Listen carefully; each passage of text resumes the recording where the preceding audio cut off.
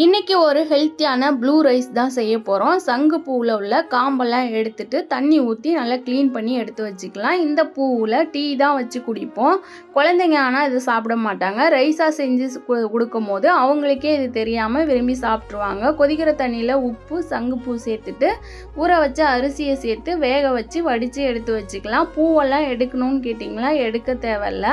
இல்லைனா கொதிக்கிறப்பயே எடுத்து போட்டுடலாம். வானலில் எண்ணெய் ஊற்றிட்டு பொடியாக நறுக்குன பூண்டு, பச்சை மிளகா, பன்னீர், லைட்டாக உப்பு சேர்த்து நல்லா மிக்ஸ் பண்ணிக்கலாம். ஏற்கனவே உப்பு சேர்த்துருக்கனால லைட்டாக சேர்த்தா போதும். முட்டை ஒன்று உடச்சி ஊற்றிக்கலாம்.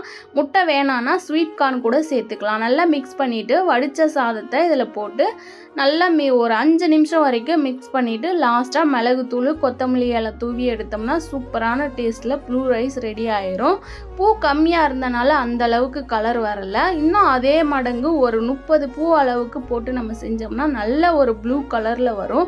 ஹெல்த்தியான ஒரு ப்ளூ ரைஸ் ரெடி. ஆனால் சாப்பிட்றதுக்கு ஃப்ரைட் ரைஸ் மாதிரியே இருந்துச்சு. இந்த வீடியோ உங்களுக்கு பிடிச்சிருந்தா மறக்காமல் நம்ம சேனலை சப்ஸ்கிரைப் பண்ணிடுங்க.